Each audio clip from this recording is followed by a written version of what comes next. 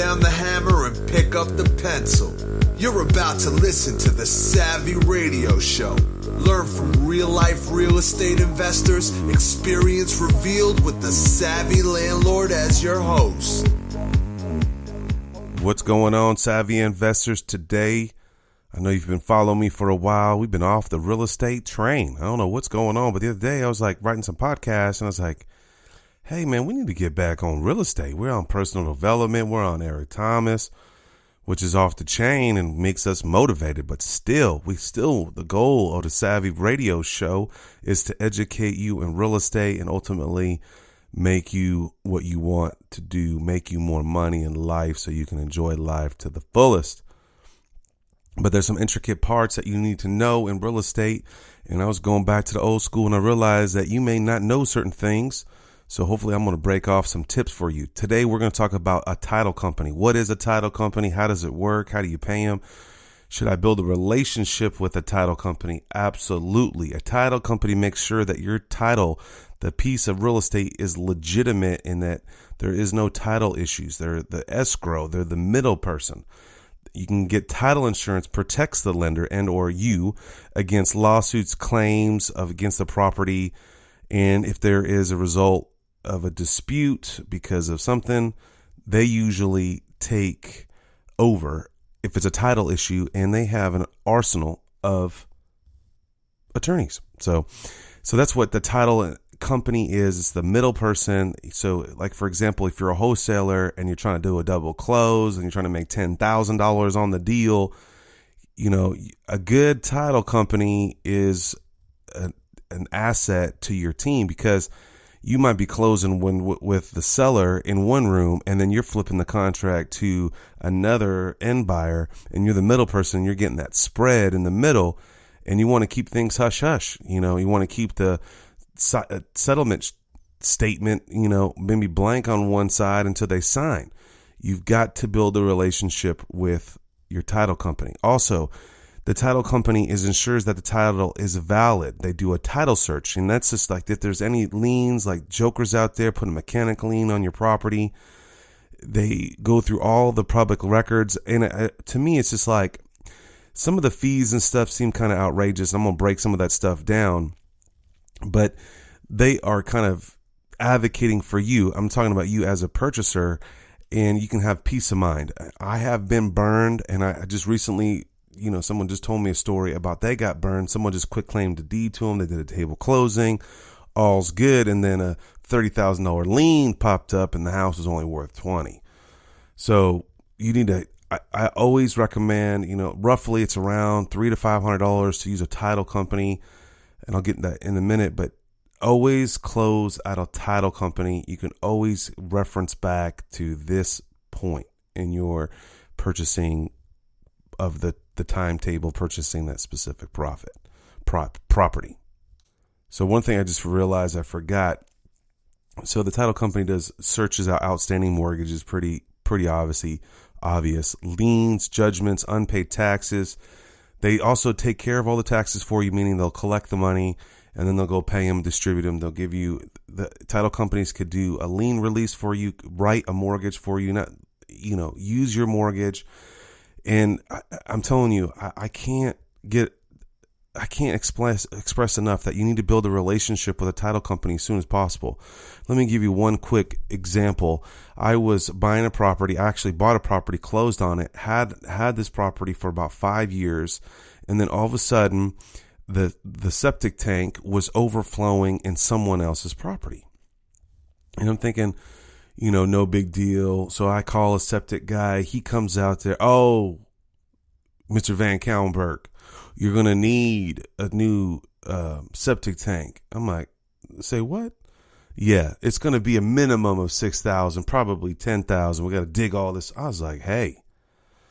But, you know, I got sewage spewing out everywhere. And if you read my book, The Hiring the Contractor, I kind of go into real super duper detail on this scenario that happened to me. And I am very leery now of septic tanks. I probably won't buy that crib because of a septic tank, but I don't want to get into that. That's in my green book called The Hiring a Contractor. But So come to find out, I needed a septic tank, and I was kind of juiced up. I was like, man, I don't got this money right now. So I got this guy, this Yahoo out there, surveying, doing soil samples of the ground and telling me the law that you can't have a well less than 100 feet to the septic tank, and it could contaminate it, and we're all going to die because people on themselves and in sewer lines. And I was like, okay. I was like, all right, man, listen, just do it, get it done. $7,000 or $10,000, just get it done. And so the guy comes, starts doing it, and he's like, hey, you don't own this land that you're on. I go, excuse me? He's like, your septic tank is on your neighbor's yard, and I don't want to get a lawsuit or have a problem here. You need to own the land. And I was like, what? Sure enough, this joker was right. The septic tank was built on someone else's land, and I was over a barrel, for real. I'm stuck. I have to have a septic tank. I can't put one in. This owner behind me could smash me, crush me, beat me, overcharge $10,000. There's nothing I can do. And so I call the title company, and that's what a relationship does. Title company works on restrictions, easements, leases, things that could impact you as an owner.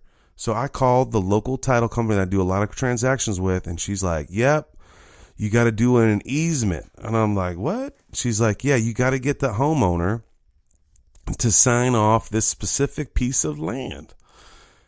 Okay. So I was like, well, how do I do that? They're like, you got to convince them to give you ownership of whatever your septic tank.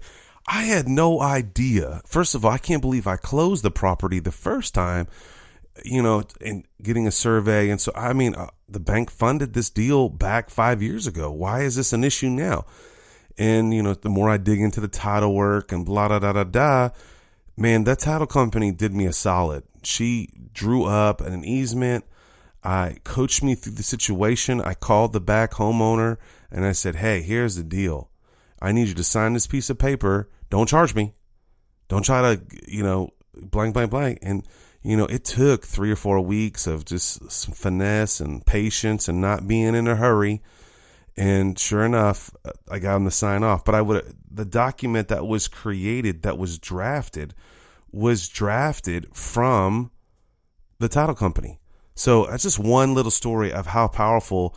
And I'll get into a couple more. But here's 10 title problems that are pretty common that you could see that why you should hire a title company. Now, I'm not advocating one brand or one company, and I'm not going to say a specific brand or name or company.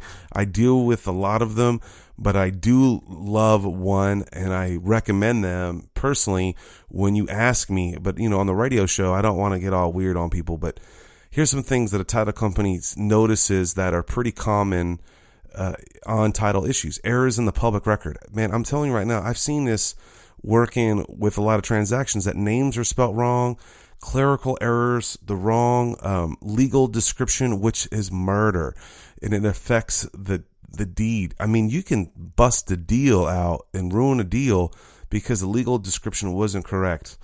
And this actually just happened recently on a transaction that I flipped, that there were some errors that were wrong on a property, and it was titled wrong, and the guy died. You got to have a title company. All right. Number 2 is this is my 10 common things why, there could be title issues. There's unknown liens. You'd be surprised, real hot. People can't find deals on the MLS right now. And I was talking to a homie yesterday, and he was like, man, I'm at the sheriff's sale. I'm like, good luck with the sheriff's sale. There's a lot of liens on them. You got to have a relationship with a title company and do a title report. A lot of people don't know that, but for $75, you can get a title report. Basically, the attorney just pulls up all the information on the abstract. But still, unknown liens is another common. Illegal deeds. What's illegal deeds? It's undocumented. It could be someone that wasn't married that's married now, or vice versa, and the spouse, the significant other, is trying to make a claim. Illegal deeds, they deeded it to them saying that they were married. Quit claim deed wasn't notarized. I mean, it can go on. Illegal stuff. Okay. Missing heirs. That's number 4. That's a pretty common one that I see a lot. Someone moves to Germany and we trying to get a hold of them. Can't find them. Number 5, forgeries. There's a bunch of hustlers out there trying to sell property. This happened in the 80s in Oklahoma, real heavy and hot, where a guy was on a piece of land, had 5 acres, and he was, hey, I'm selling my land for $50,000. Give me, 10% down, 5 G's, and I'll sign a quit claim deed. Well, this dude, this is what he did all day, was have an ad on the news, place an ad in a newspaper. He would walk the land with you. This is where the trees are. This is where I think you should put this, la da da da da. Give me your $5,000 and I'll give you the deed. I'll give you a quit claim deed. And sure enough, he would sign a deed. He signed the deed like 25 times. Hustler. Now that's wrong. That's forgery. You should be in jail. But if you don't know the game of real estate, you can get stung. And sure enough, the first person that goes and files, the first one to the courthouse, wins and actually got the property. But the other 20-something people got stuck like Chuck. I mean, that's like $100,000. Just fraud. Number 6, undiscovered encumbrances. Man, my septic tank, I keep saying sewer line because that's why I don't even do septic tanks no more. But the septic tank was on someone else's property. And I've seen this go down where a fence was on somebody's property and it became a drama. They wouldn't release it. They demanded that you rip down the fence, and the attorneys get all juicy woosy. And there's an encumbrance, on that property. Unknown easements. Number 7, from the government. Yeah, we know we love the government. Eminent domain, if you ever heard of that. Well, what they do is they come in and say, hey, we're going to put in electrical line to save the world. We got to take over your property. Eminent domain. We're going to put a freeway in. And from now on, where you've been parking your car, you no longer can, because we could take that stuff pops up on title. And you need to know if that's something that you need to be involved in. I mentioned earlier about boundaries and surveys. A lot of that stuff comes up. People ask me, should you pay for a survey? I try to slide that expense across the seller when I'm purchasing a property. But, sometimes I do, sometimes I don't. So I can't tell you, yes, you should go get a survey. It's $75. Usually some guy rolls out there and, does something. I don't know what he does. But anyway, there's usually survey disputes that one surveyor said this, another survey, the title company, that's their job, their responsibility, because they're keeping track of all the situation. An undiscovered will, probate is a big thing. A living trust. They're filed wrong piece of paper. I see this so many times where, not all attorneys are perfect. And one attorney may never have done a probate before, but they're an attorney and they think they can do probate and they can't. And they file the wrong document. And they try to cut a corner and they forget to get an heir. Undiscovered wills. It happens. And this is another common one that, and I've seen this too, where someone claims that they are the owner of a property or the previous owner, and they impersonate someone else, and it's false. And I actually know of a story, and I'm trying to, and it's still in litigation, whatever I can. I'm so freaking tired. It's like 5 a.m. I'm trying to get this done. But, the title insurance company didn't want to honor the title insurance. It's kind of a nightmare. So you never know what's going to be popped up on a title report. So use a title company. That's their job. So let's get down to dirty on connecting with a title company. All right. First of all, number 1, how do you pick a title company? Ask some real estate investors. It's pretty common. There's, I'm trying to 80%, 90, I would say 95% of my transactions. Now, of course, I'm a buy and hold guy, are with the same title company. Just the other day, this buyer was selling a property and he recommended another title company. And then I realized how title companies are different. Some are investor friendly title companies that understand what you're trying to do creatively. Like I just closed a subject to deal, which was I had to build some trust. I had the gal that I purchased the property from had to deed the property into a trust, and then we had to create a trust that I was the administrator of the trust, Basically, we're trying to do a wraparound mortgage. And I don't know if all title companies would do that. And the interesting thing is that everything that they do, they usually run everything through their attorney. So I had an attorney draw up my trust to get this subject to. And then like 3 days before closing, the title gal, the escrow officer, she's like, hey, I need to see your trust docs. And I'm like, why? I kind of keep this on the DL, and we got to run it past our attorney. And I was like, well, they're not going to close. I know title companies are not going to close. So there's an extra, benefit. Of course, the benefit benefits them.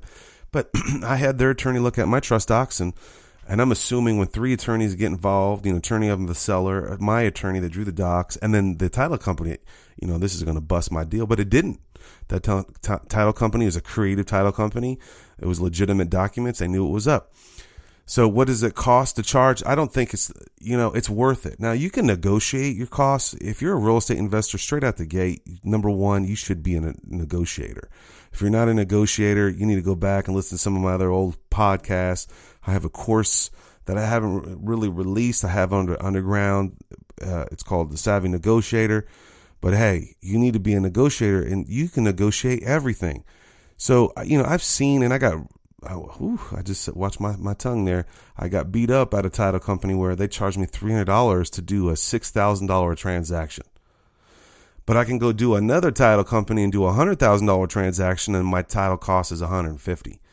And so, I'm up front. Hey, I'm a real estate investor. I do a lot of transactions, and usually I get 30% off the fees just by letting them know that I'm a real estate investor.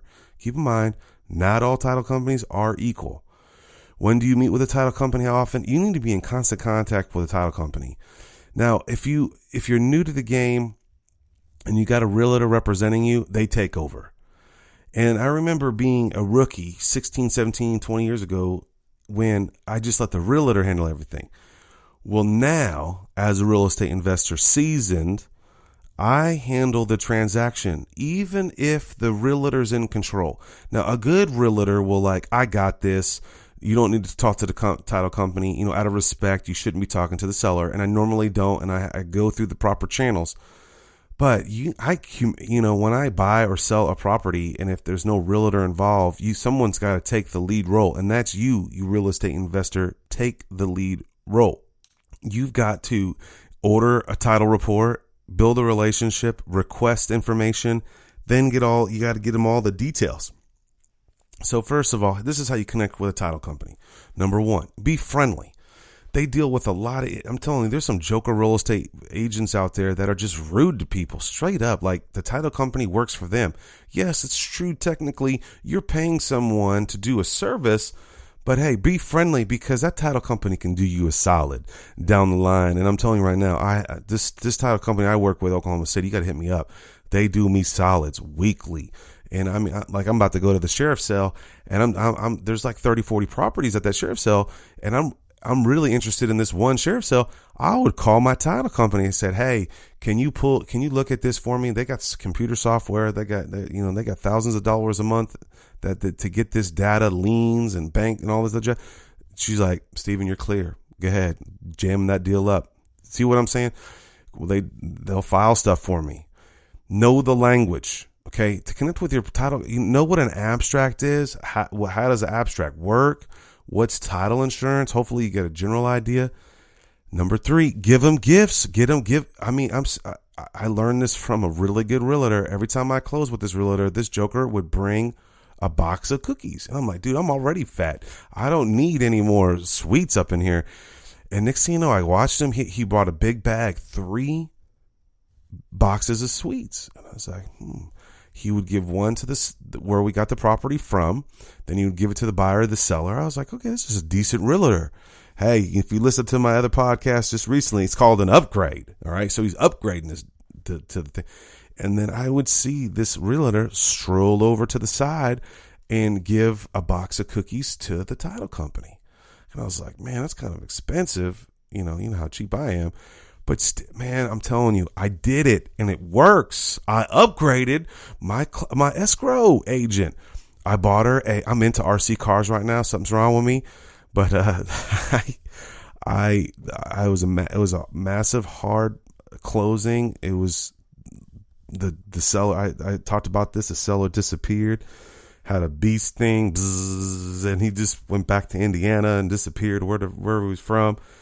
And the title company had to keep escrow open, and they don't like putting money in their bank account. And I was like, please trust me. I'm going to get this deal closed. I'll do whatever it takes. I got to get this $80,000 deal for 40. You know what I'm saying? I got to get this. We're going to close this deal. And they held on, and I bought her a helicopter. It was a very inexpensive, $20-$30. Drop shipped it to their office. I can't imagine she gets an Amazon box. She opens it up and it's a helicopter. And she's like, and I put this note, I put this cool note in there. And she's like, this dude, Steven, is just off the charts. Exactly what I even did. I even did it even more juicier. I sent her one box first because Amazon Prime is off the chain. I sent her a box of batteries.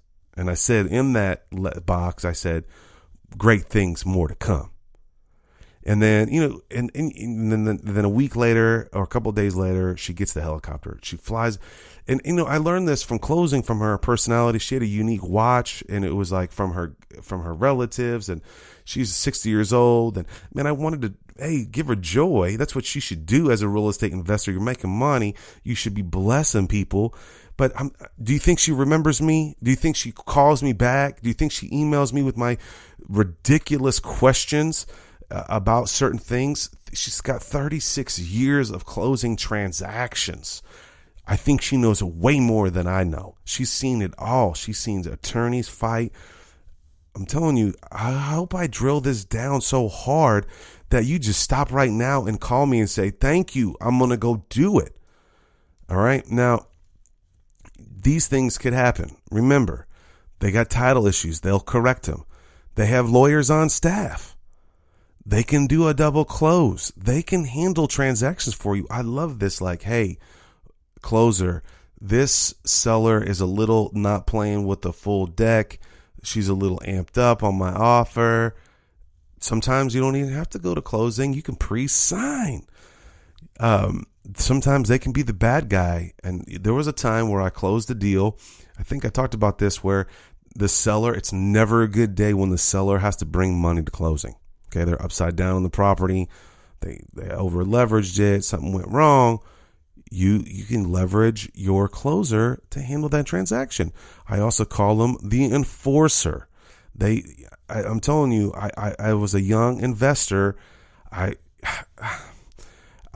just did not pay attention to the title company, and I'm so glad that there's so many people that have mentored me and encouraged me.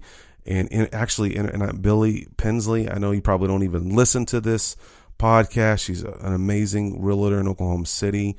She referred me to this title company, and to this day, I thank her for it.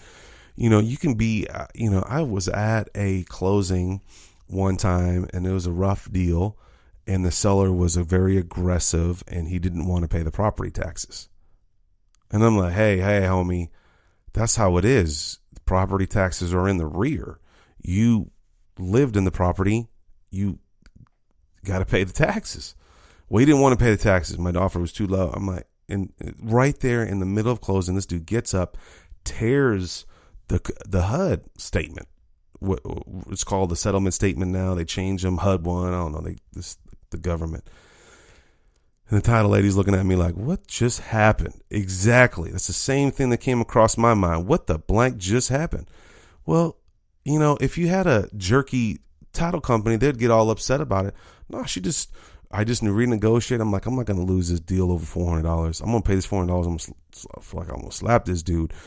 And they reprinted the thing. And, I've seen so many amazing things. I've seen title companies slide fees that I should be paying for, like owner's policy, lender's policy. I had that in my contract.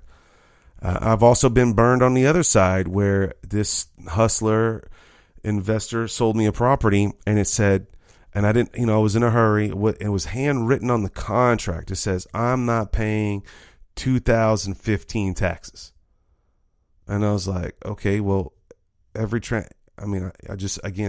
bad. Every transaction's assumed. And the title company lady was like, look, and she was my homie too. She's like, no, it says it right here on the contract. And I looked that seller in the eye. I was like, okay, buddy, you got me. And, you know, your integrity's worth, it was actually $60. I was like, all right, buddy. Good luck with that. Anyway, so that's my little gist on title companies. I probably made some mistakes, but it's okay. If I did, correct me. Thanks for my homie in Chicago that, you know, and I, you know, just a side note that I had a podcast, you know, go file evictions for people. And, you know, it comes to find out, I got text by somebody, an email. They said you cannot file an eviction unless it's your property only or it's attorney. But you can also, a side hustle, you could do a power of attorney, because a lot of property managers file evictions. So to answer that, I said that you should go out and file evictions for people and get paid. You can technically if you have a power of attorney, but you legally you kind of cannot. So hopefully that clears up. So a lot of things that you learn on the Savvy Podcast. I'm not always the smartest cat on the table in the team, but I at least get it done, and that's what you should be doing. And I'm just proud that you made it to 25 minutes. Whatever you do, go out and buy assets. If you like this episode, you want to hear more about it, I'd love for you to leave some comments on it, but go to thesavvyradioshow.com. Thanks for listening to The Savvy Radio Show. Glide online and listen to our other motivating episodes at savvyradioshow.com. Connect on Twitter at LandlordBook and always be buying assets.